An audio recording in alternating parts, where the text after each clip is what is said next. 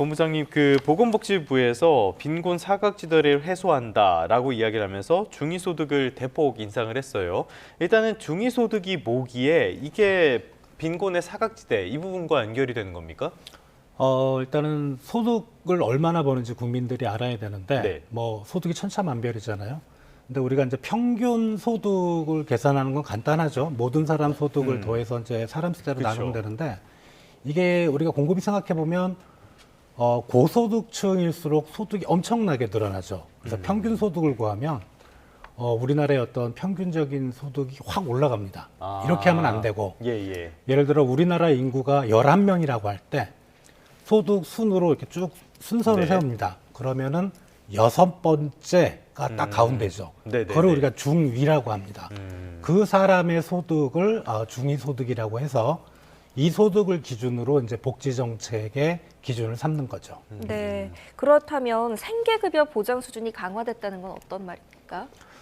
중위소득이 올라가면 보통 중위소득의 32%를, 그러니까 예를 들어 중위소득이 100만 원이라면은 32만 원 아래쪽에 있는 사람들을 우리가 복지 대상 그룹으로 보고 그 부분에 대한 이제 소득이라든가 이런 보조를 해주거든요. 지금 4인 가구 기준으로 중위소득이 649만 4,738원인데 네. 거기에 딱 32%가 207만 8,316원입니다. 예. 그러니까 한 달에 소득을 207만 8,316원을 못 받으신 분들은 전부 지원 대상이 되는 거죠.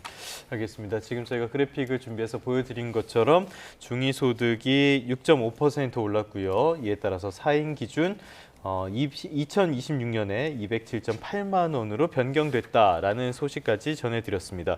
자, 이렇게 되면은 기준 중위소득 인상과 제도 개선을 통해서 한 4만 명 정도가 새롭게 생계수급을 수령할 수 있게 된다고 해요.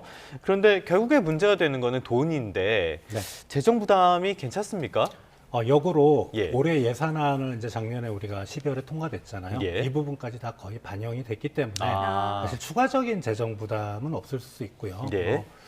혹시 예상치 못한 뭐 그런 지출은 있겠지만 제 개인적인 생각으로는 그렇게 올해 예산안은 이미 반영이 됐기 때문에 뭐 추가적인 부담은 크지 않을 거로 생각이 됩니다. 네. 이 소식을 접하고 내 부담도 늘어나는 거 아니냐 이런 우려하는 분들 계실 것 같습니다. 건강보험료나 국민연금 같은 건 어떻게 되는 겁니까? 올라가죠. 당연히 네. 당연히 이제 중위소득의 영향이라기보다는 이제 건강보험, 국민연금 자체의 어떤 적자 구조, 네네네. 특히 국민연금이 심각하잖아요. 그렇죠. 이제 그런 부분 생각할 때 국민연금은 거의 한 20년 넘게 뭐 안 올리다가 이제 올라갔고, 네. 그다음에 건강보험도 지금 이제 올릴 수밖에 없는 게 건보료율 같은 경우는 현행 이제 7.09%. 이게 예. 건보료율이 뭐냐면 간단하게 그 소득 대비 건강보험 내는 겁니다. 그래서 이게 7.09에서 7.19%로 올라가고요. 당연히 이제 직장 가입자들은 아시겠지만은 근로자가 반 내고 사업자가 반 내는데 이게 지역 가입자분들이 뭐랄까 사업을 하시거나 예. 어떤 직장 가입자가 아니신 분들의 부담이 좀 많이 올라가는 이제 그런 상황입니다. 알겠습니다. 필요하긴 한데 건강보험료 같은 경우는 지금 운영 수익 같은 걸 빼면 이미 적자라고 하니까 필요는 한데 부담이 커지는 건 어쩔 수 없을 것 같습니다. 올해 달라지는 제도들도 한번 볼까요? 일단 당장 눈에 띄는 거는 최저임금 문제가 있을 것 같아요. 최근 최저임금이 2.9% 올라서 월급여가 210만 원을 넘게 됐는데요. 일각에서는 그런 이야기를 합니다. 최저임금을 올리면은 항상 고용에 영향을 미치게 된다. 이런 것들 연관성은 어떻게 보십니까? 이게 영세업 그리고 이제 영세 서비스업 예. 산업별로는 그런 쪽의 영향을 여전히 좀 많이 받는 것 같아요. 이게 영세하고 수익이 얼마 안 나는 부분에서 이게 인건비 비중이 상당히 크거든요. 예. 그리고 이제 최근에 보면은 물가라든가 원자재 가격 이런 것들이 많이 올라서 이게 영세하시는 분들이 다른 데서 물건을 띄운다고 하죠. 그 가격 자체가 좀 많이 올랐어요. 예. 또 하나 중요한 게 이제 영세 자영업자분들이 자기 건물에서 사업을 하시는 건 아니죠.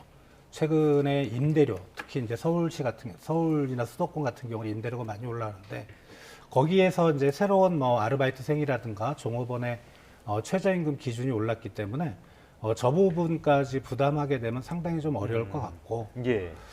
이게 좀 확장이 되면 이제 제조업이나 건설업 같이 최근에 이제 고용이 계속 빠지고 있는 뭐 그쪽은 사실 산업 경기가 엄청 안 좋다는 거거든요. 아, 그러면 그게 이제 인건비가 조금만 올라도 네. 저 최저임금을 기준으로 거기서 이제 인건비를 산정하게 되거든요.